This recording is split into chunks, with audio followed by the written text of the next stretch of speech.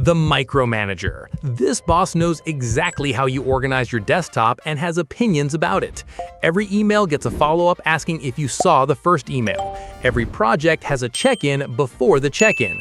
Every decision that could theoretically be made by an adult professional gets routed back through them before anything actually moves. Micromanagers don't do this because they enjoy it. Most of them genuinely believe the whole operation falls apart the moment they stop watching every single piece of it simultaneously. And the frustrating part is that they're occasionally right, because they've built a team so dependent on their constant input that nobody underneath them ever actually learned to function without it. The micromanager didn't create a team, they created a system where they're the only person who knows how anything works, and then they wonder why they can never take a vacation. The ghost boss. This is the complete opposite. This boss exists somewhere in the building, theoretically. Their calendar is fully blocked, their office door is always closed when it's not empty, emails go in and responses come back 3 days later, sometimes never. Decisions that need approval sit in a queue that nobody can locate. The ghost boss isn't always lazy, some of them are genuinely overwhelmed, pulled in directions the team never sees. But the result is identical either way. A team that stops asking for guidance because asking stopped producing anything useful and starts making calls independently, which works fine right up until one of those independent calls turns out to be wrong, and suddenly the ghost reappears to discuss accountability. The best friend boss. This one wants to be liked more than they want to be respected, and the team figures that out faster than the boss ever does. Happy hours every Friday, first name basis always, the kind of casual energy that makes the first 3 months feel like the best job anyone has ever had. The problem arrives the first time something serious needs to happen. A hard conversation, a performance issue, a decision that someone on the team isn't going to like. Best friend bosses struggle enormously in those moments because every management tool they have was built for a relationship where no one was keeping score. They spent so much time making everyone comfortable that they never built the credibility to lead when comfortable stopped being an option. The credit taker. Your idea, your execution, your late nights pulling it together, their presentation to leadership, their name on the win, their promotion 6 months later. The credit taker is one of the most common types in corporate America, and also one of the most quietly damaging, because the harm is almost never visible from outside the team. To everyone above them, they look like a high performer. To everyone underneath them, they look like the reason good people keep putting in their notice. Credit takers rarely understand what they're doing in real time. Most of them have simply never been in an environment where sharing the credit was modeled as something leaders actually do. The burnout factory. This boss runs on empty and considers that a personality trait worth broadcasting. The 6 a.m. emails, the Sunday Slack messages, the casual mentions of not having taken a real day off since sometime in a previous year. The burnout factory boss doesn't just work at an unsustainable pace, they measure team commitment by whether everyone around them is matching it. Taking a lunch break becomes a statement, leaving at a reasonable hour becomes something that needs to be explained.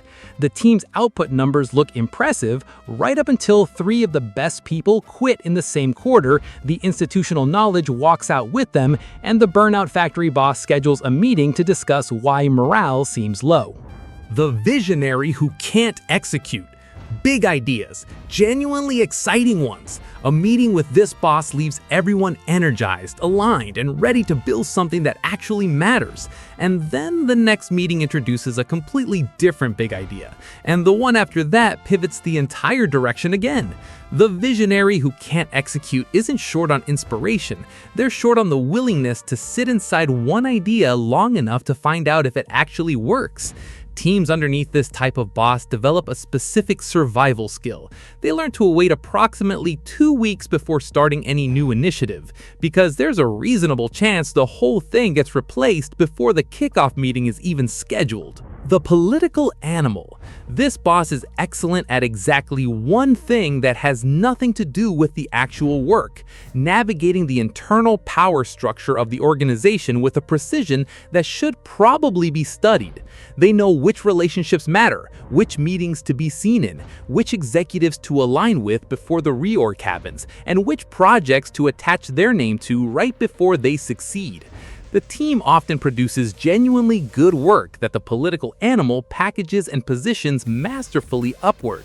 In a healthy organization, this is annoying. In a broken one, it is how the political animal consistently gets promoted over people who are simply better at the job. The accidental boss. This person was excellent at their job, genuinely measurably excellent, and got promoted into management as a reward for that excellence, despite the fact that being good at a job and being good at managing people who do that job are two completely different skill sets that occasionally overlap and frequently don't. The accidental boss misses doing the actual work. They're more comfortable solving the technical problem themselves than coaching someone else through solving it. Their one-on-ones feel like status updates. Their feedback is specific about outputs and vague about everything else. They were promoted because they were the best individual contributor in the room. Nobody checked whether they wanted to stop being one. The protector. This is the boss that people stay for, the one who fights for the team in rooms the team never gets invited to, who pushes back on unrealistic timelines before they become the team's problem, who makes sure the right people get the right credit in front of the right audience, who absorbs organizational pressure from above and converts it into something the team can actually work with, instead of just passing it straight down. Protector bosses are rare enough that most people don't recognize one until they've left and spent 6 months working for one of the other 9 types on this list. The absence of a protector is invisible until it isn't, and then it becomes the only thing anyone on the team can talk about. The checked out boss. This boss is 3 to 5 years past the point where this job was interesting and has not yet made the decision to leave or to re-engage, so they exist in a permanent neutral state somewhere between present and gone. Responses are slow. Feedback is generic. Enthusiasm for any new initiative is a flat line. The checked out boss isn't hostile and isn't incompetent. They're somewhere else entirely, mentally, while their body continues showing up to the 9 o'clock meeting every Tuesday. The team eventually stops bringing them real problems, because real problems require a level of engagement that stopped being available some time ago. The checked out boss is the clearest argument for why tenure without accountability eventually costs everyone in the building something. 10 types, 1 office. Which one are you currently surviving? Drop it below.